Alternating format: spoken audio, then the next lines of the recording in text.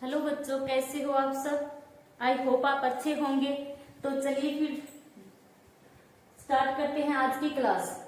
Okay, तो आज हम करेंगे प्रश्नावली 14.1 के 11वें क्वेश्चन से स्टार्ट। ठीक है, तो क्वेश्चन क्या है 11वां कि गोपी अपने जल जीव कुंड के लिए एक दुकान से मछली खरीदती है। दुकानदार एक टंकी जिसमें 5 नर मछली और 8 मादा मछली है में से एक मछली यादृच्छिक से उसे देने के लिए निकालती है। ठीक है, तो इसकी क्या प्रायिकता है कि निकाली गई मछली नर मछली है, यानी हमें प्रायिकता बतानी है कि जो नर मछली यानी निकाली गई मछली क्या है, नर मछली है, तो उसकी प्रायिकता क्या होगी। ठीक है, डायग्राम आप बुक में देख लेना, ज्यादा खास नहीं है। ठीक है, तो सबसे पहले नर मछली कितनी है और मादा मछली कितनी है। ठीक है, और कुल मछली यानी कुल परिणाम कितना है। ओके, तो वो लिख लेते हैं 5 नर मछली, 5 है नर मछली। ठीक है, तो नर मछलियों की संख्या, नर मछली बराबर कितनी है 5 और 8 है मादा मछली। ठीक है, मादा मछली यानी लेडीज। ठीक है, और नर मछली ये क्या, जेंट्स की बात हो रही है। नर मछली 5 है और मादा मछली कितनी है 8 है। कुल मछलियां कितनी हो गई, कुल मछलियां यानी कुल परिणाम बोल सकते हो आप 13। ये क्या हो गया, कुल मछलियां जो ये क्या है, कुल परिणाम है। ठीक है, तो अब हमें किसकी प्रायिकता बतानी है कि निकाली गई मछली क्या हो, नर मछली हो। तो आप लिखो, सबसे पहले फॉर्मूला लिखना है। तो नर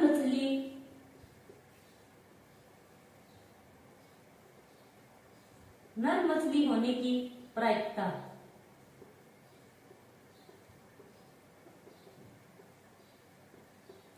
बराबर फॉर्मूला क्या होगा, अनुकूल परिणामों की संख्या बटे कुल परिणामों की संख्या, यानी अनुकूल परिणाम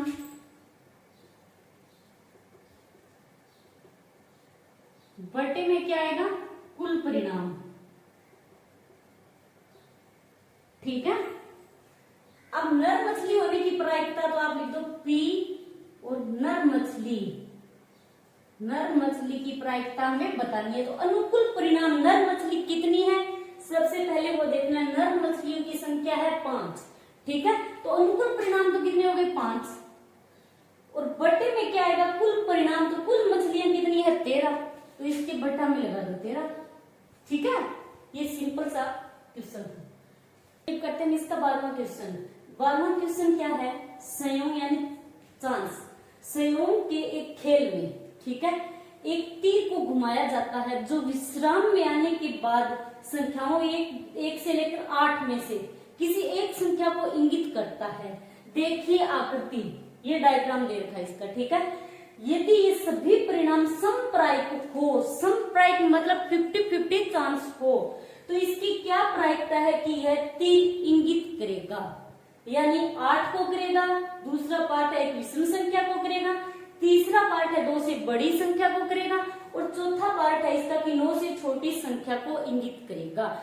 मतलब ये है कि ये जो तीर का निशान है, ठीक है, इस खेल में क्या है कि इस तीर के निशान को घुमाकर छोड़ दिया जाता है, फिर ये जिस संख्या पर आकर इंगित करेगा, यानी ये 1 पर आकर ठहर गया, या फिर ये 5 पर आकर ठहर गया, या फिर 6 पर ये रुक गया। ठीक है, तो हमें बताना है कि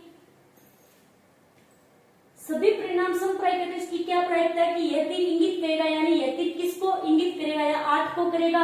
अब 8 को इंगित करेगा तो इसकी प्रायिकता क्या होगी, ये बताना है हमें। ठीक है, यदि ये 6 पर इंगित करेगा तो इसकी प्रायिकता क्या होगी। ठीक है, तो चलिए करते हैं इस क्वेश्चन को। सबसे पहले हमें क्या दिया गया है, संख्याएं दी गई है। ठीक है, तो संख्याएं कितनी दी गई है, संख्याएं दी गई है हमें 1 से लेकर 8 तक। ठीक है, अब कुल परिणाम कितने हो गए, संख्याएं 8 है, तो कुल संख्याएं कितनी है 8 है ये, तो कुल परिणाम हो गए इसके, कुल परिणाम कितने हो गए 8 ही होंगे। ठीक को करेगा, यदि ये तीर का निशान जो है ये 8 को इंगित करेगा तो प्रायिकता क्या होगी? 8 को इंगित करने की प्रायिकता, तो लिखो 8 को इंगित करने की प्रायिकता। सबसे पहले तो आप लोगों को फॉर्मूला लिखना है, ठीक है, डायरेक्ट मत करना। अनुकूल परिणाम बटे क्या होता है? कुल परिणाम, ठीक है। अब 8 को इंगित करेगा तो हमें इसकी प्रायिकता बतानी है, यानी P और 8 को इंगित, 8 को इंगित करने की प्रायिकता क्या होगी? अनुकूल परिणाम, तो 8 को कितनी बार इंगित कर रहा है? 1 से लेकर 8 संख्याएं हैं, ठीक है। तो 8 कितनी बार है? हम इन संख्याओं में एक ही बार है, यानी एक ही बार इंगित करेगा, 8 एक बार है, तो इसकी प्रायिकता होगी 1 बट्टे कुल परिणाम। कुल परिणाम कितना हो गया? 8। संख्याएं कितनी है? कुल 8 संख्याएं हैं, तो 1 बट्टे 8, ये होगा इसका पहला पार्ट है, ठीक है। दूसरा पार्ट क्या है कि एक विषम संख्या को करेगा, एक विषम संख्या को करेगा, मतलब आप लिखो कि पहले लिखो कि विषम संख्या, विषम संख्या। अब ये जो 1 से लेकर 8 तक संख्याएं हैं, ठीक है, इनमें से विषम संख्याएं कौन कौन सी है? तो विषम संख्या कौन सी होगी?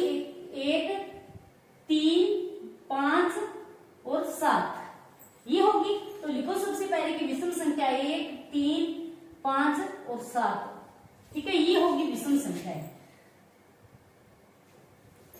आप लोग जितने भी पार्ट करो, बार बार करो, बार बार फॉर्मूले लगाने हैं आपको, ठीक है। अब मैं इस फॉर्मूला नहीं लगा रही हूँ, एक बार फॉर्मूला लगा दिया, अब आप लोग डिटेल से करना बार बार फॉर्मूले लगा के, ठीक है। तो विषम संख्या होने की प्रायिकता P यानी विषम संख्या, तो विषम संख्या होने की प्रायिकता क्या होगी? अब विषम संख्याएं कितनी है? 1 से लेकर 8 तक संख्याएं, इनमें विषम संख्या कितनी है? 4 है। 1, 3, 5 और 7 कितनी संख्याएं हो गई? 4। तो लिखो आप अनुकूल परिणाम कितने हैं? यहाँ पर 4 है, 4 ही विषम संख्याएं, तो अनुकूल परिणाम तो 4 हो गए। कुल परिणाम, कुल संख्याएं कितनी है? कुल है 8, तो 4 बट्टे 8, ये कटेगा तो आएगा 1 बट्टे 2, ठीक है। ये हो गया इसका दूसरा पार्ट। अब करते हैं इसका तीसरा पार्ट। तीसरा पार्ट क्या है?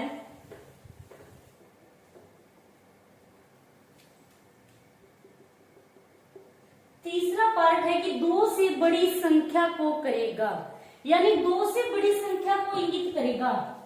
तो लिखो सबसे पहले आपकी 2 से बड़ी संख्या कौन कौन सी है?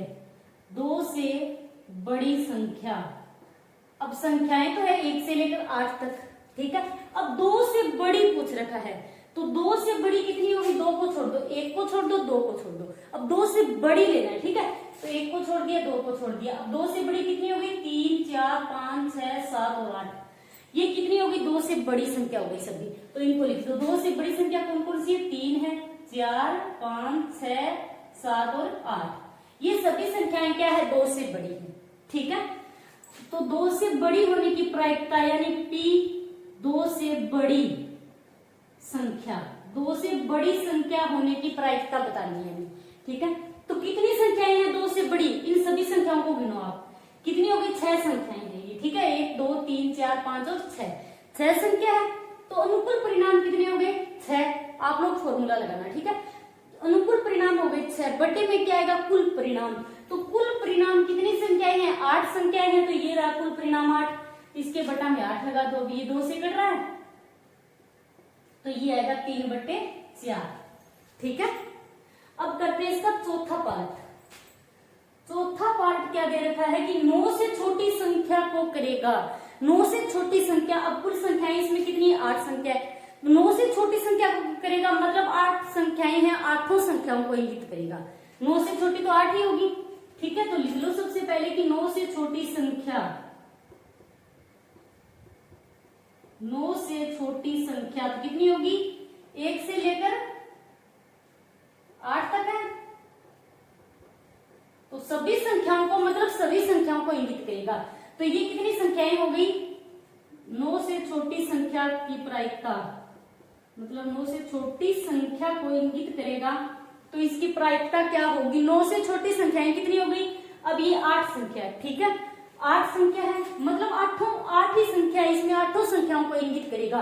तो कुल अनुकूल परिणाम हो गए 8 बटे में कुल परिणाम क्या होंगे, 8 ही होंगे, ठीक है। अब ये कटेगा तो आएगा 1, ठीक है। तो ये हो गया आपका 12वां क्वेश्चन कंप्लीट। चलिए अब करते हैं इसका 13वां क्वेश्चन। 13वां क्वेश्चन क्या है कि एक पासे को एक बार फेंका जाता है, निम्नलिखित को प्राप्त करने की प्रायिकता ज्ञात कीजिए। एक अभाज्य संख्या हो, 2 और 6 के बीच स्थित कोई संख्या हो, तीसरा पार्ट है कि एक विषम संख्या हो।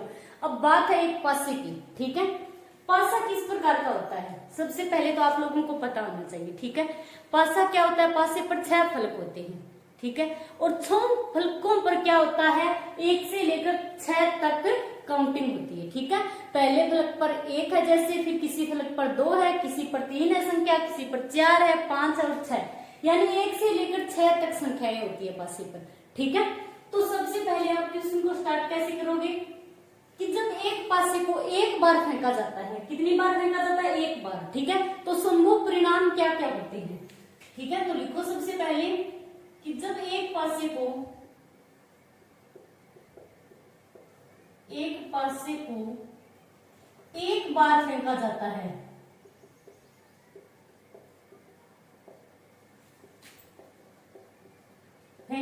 है, तो संभव परिणाम मतलब क्या क्या परिणाम आने के चांस हैं, ठीक है। तो संभव परिणाम क्या होते हैं, पासे में 1 से लेकर 6 तक संख्याएं होती है, ठीक है। तो 1 2 3 4 5 और 6 संभव परिणाम यही होंगे, ठीक है। या तो 1 आएगा, या फिर 2 आएगा, या 3 4 5 6 इनमें से भी कुछ आने वाला है, ठीक है। जब एक पासे को एक बार फेंकेंगे, ठीक है, आ रहा है समझ में। अब इसका पहला पार्ट क्या है कि एक अभाज्य संख्या हो। अब हमें बताना है कि यदि एक पासे को हम एक बार फेंकते हैं तो अभाज्य संख्या आने की प्रायिकता क्या होगी। मतलब पासे को एक बार फेंकेंगे तो 1 से लेकर 6 तक संख्याएं होंगी, ठीक है। अब 1 से लेकर 6 तक आप लोग देख लो कि कितनी अभाज्य संख्याएं हैं, 1 से 6 तक कितनी अभाज्य संख्याएं हैं। अब आप लोगों को पता होना चाहिए कि अभाज्य संख्याएं होती कौन सी है। कौन कौन सी होती है अभाज्य संख्याएं, वे संख्याएं जिसमें या तो खुद का भाग जाए, ठीक है, या फिर 1 का भाग जाए, इसके अलावा किसी का भाग नहीं जाता, वो होती है अभाज्य संख्याएं। तो कौन अभाज्य संख्या कौन कौन सी होगी, अब इसमें एक तो 2 होगी। अब 2 में खुद का भाग जाएगा या फिर 1 का जाएगा, ठीक है। 2 के अलावा 3 होगी, 3 भी अभाज्य संख्या, खुद का भाग जाता है और 3 का जाता है। और उसके बाद है 5, 4 में 2 का भाग जाएगा, 6 में भी 2 का जाएगा, 3 का भी जाएगा। तो आप सबसे पहले लिखो कि अभाज्य संख्याएं है कौन कौन सी, ठीक है।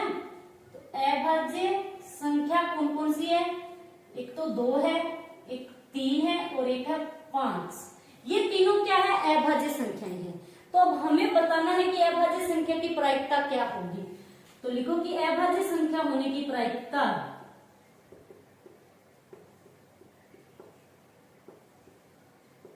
फॉर्मूला लगाना है, ठीक है, फॉर्मूला लगाना मत भूल जाना आप लोग। तो अनुकूल परिणाम बटे में क्या आएगा, कुल परिणाम, ठीक है। अभाज्य संख्या होने की प्रायिकता यानी पी अभाज्य संख्या, यानी अभाज्य संख्या होने की प्रायिकता। तो अनुकूल परिणाम कितने हैं, अभाज्य संख्याएं है कितनी पासे में 1 से 6 तक की संख्याओं में 3 है, तो 3 आएगा बटे में कुल परिणाम यानी कुल संख्याएं कितनी हैं।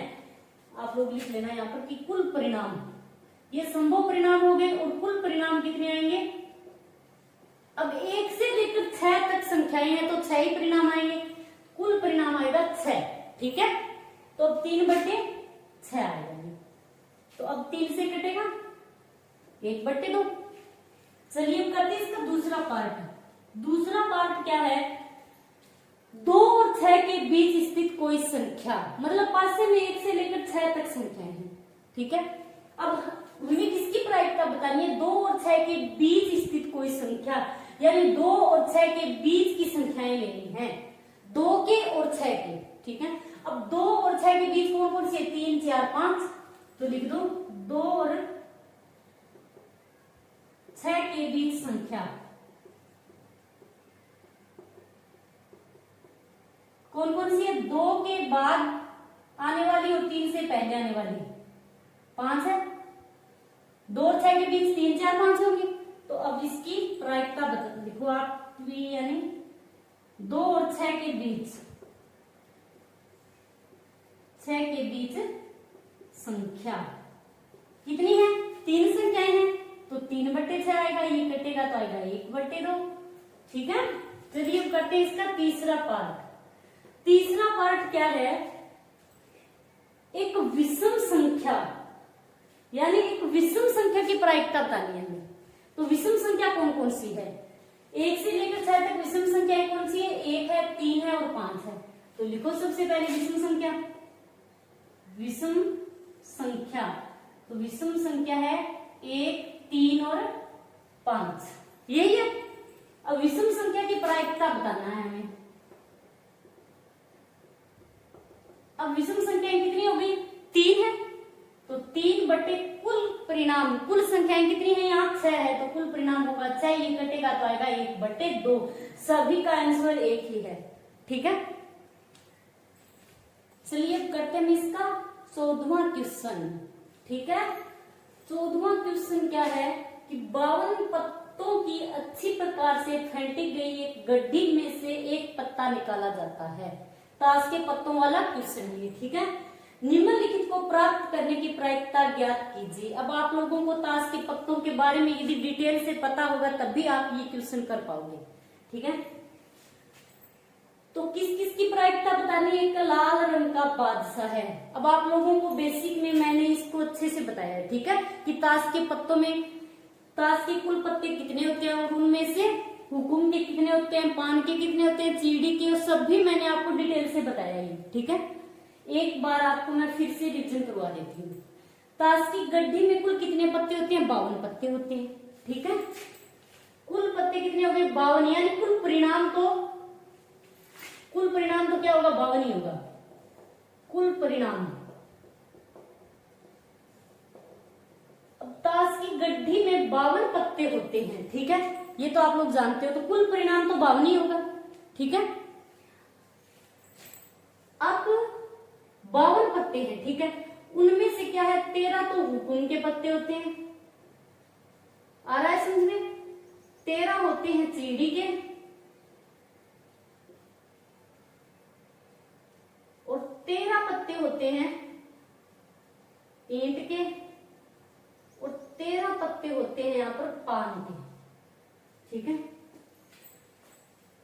13 हुकुम के, 13 चीड़ी के, 13 ईंट के और 13 पान के।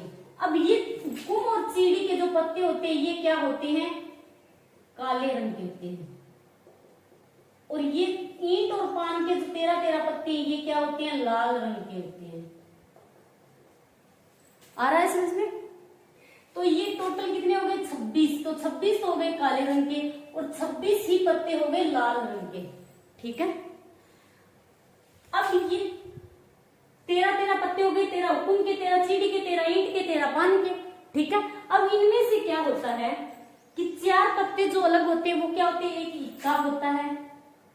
ठीक है, एक इक्का होता है और एक ये बादशाह होता है जो के लिखा हुआ होता है। ठीक है, और एक क्यू लिखा हुआ होता है उसको बोलते हैं बेगम।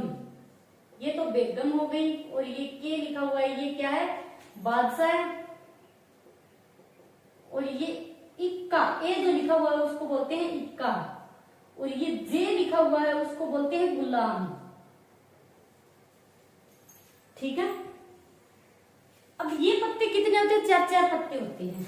4 इक्का के होते हैं, 4 बादशाह के, 4 बेगम के, 4 होते हैं गुलाम के पत्ते। ठीक है, अब ये जो 4 पत्ते हैं इनमें क्या होता है? ये 4 पत्ते हैं तो 4 पत्तों में एक हुक्म का होगा, एक चीड़ी का होगा, एक ईंट का होगा, एक पान का होगा। चारों पत्ते अलग अलग हो गए, यानी एक हुकुम का, एक चीड़ी का, एक ईंट का और एक पान का। 4 पत्ते इस प्रकार होते हैं। ठीक है, इसी प्रकार बेगम में हुकुम, चीड़ी, ईंट और पान के 4 पत्ते होंगे।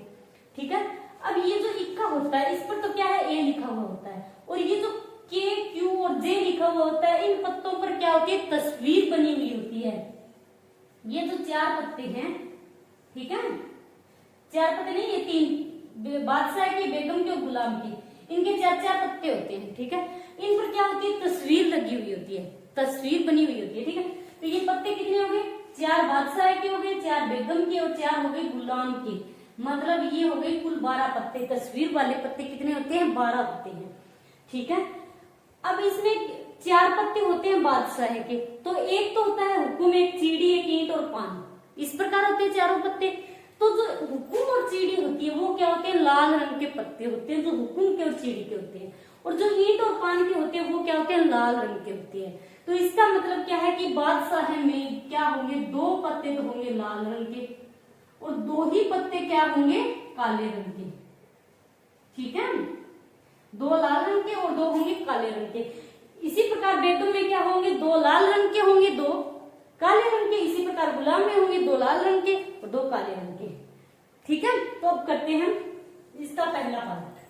तो पहला पार्ट क्या है, आप लोग पहले फॉर्मूला लिख लेना, ठीक है। इसका पहला पार्ट है कि लाल रंग का बादशाह है, किसकी प्रायिकता बतानी है, लाल रंग का बादशाह है।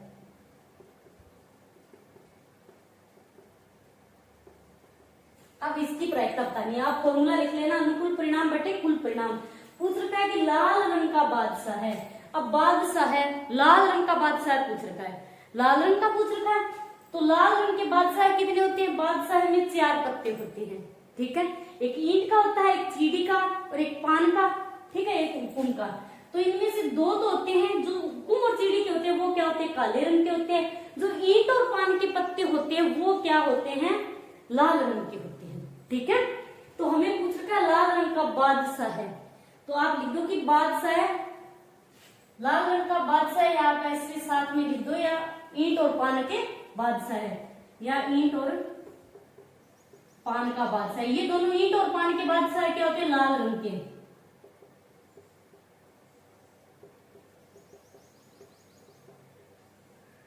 ठीक है। बादशाह होने की प्रायिकता,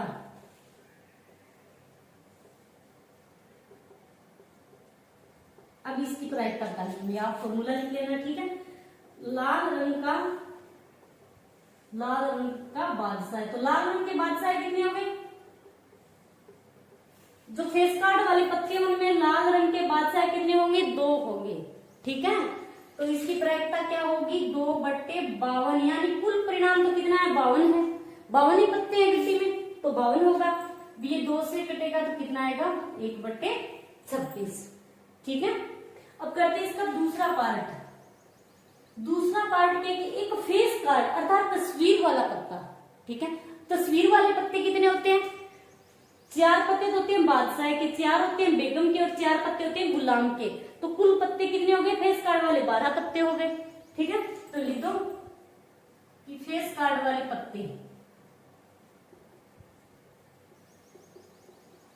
तो इनकी प्रायिकता कितनी हो जाएगी, 12 पत्ते हैं, तो 12/52, 4 से कटेगा 3/13।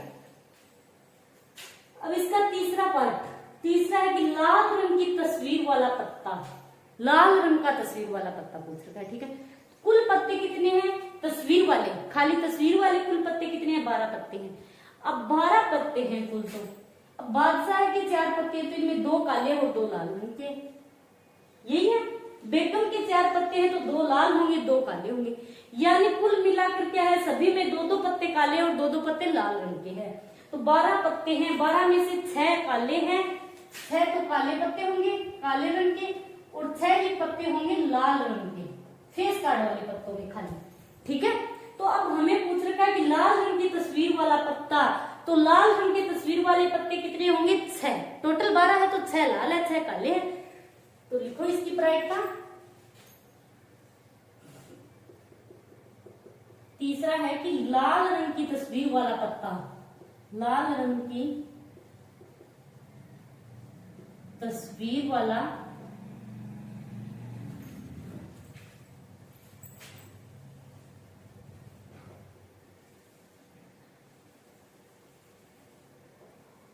पत्ता,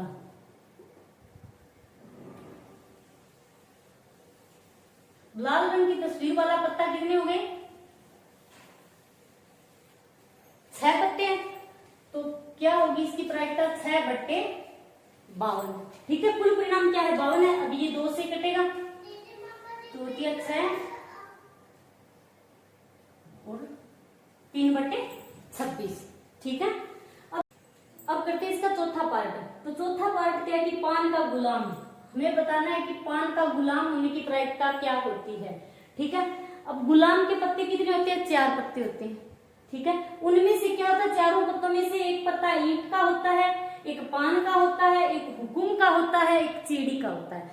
तो क्या होते हैं, चारों पत्ते अलग अलग होते हैं। अब हमें पूछ रहा है कि पान का गुलाम, तो पान का गुलाम क्या होगा? एक ही होगा।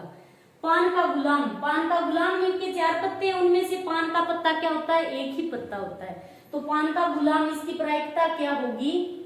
पान का गुलाम बराबर आएगा 1/52। ठीक है, अब है इसका पांचवा पार्ट।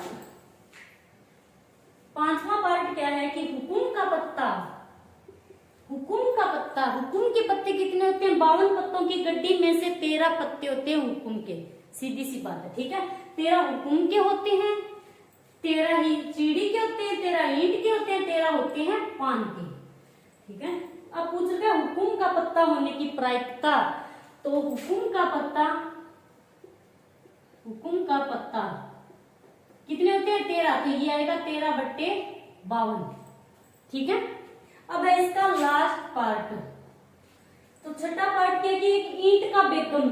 अब ईंट का बेगम, एक ईंट का बेगम, बेगम के 4 पत्ते होते हैं। चारों पत्ते क्या होते हैं? एक ईंट का, एक चीड़ी का, एक पान का और एक हुकुम का। ठीक है, चारों पत्ते क्या होते हैं? 4 प्रकार के होते हैं। तो इसमें पूछ रखा है एक ईंट का बेगम, तो एक ईंट का बेगम क्या होगा? एक ही होगा। ठीक है, तो इसका छठा एक ईंट का बेगम। अब एक ईंट का बेगम क्या होता है? एक ही होता है। ईंट का बेगम यानी ईंट का बेगम में ईंट का एक ही पत्ता होता है, एक ही पान का होता है, एक ही चीड़ी का होता है। ठीक है, और एक ही हुकुम का। तो एक ईंट का बेगम ये आएगा 1/52। ठीक है, तो आज के लिए इतना ही। थैंक्स।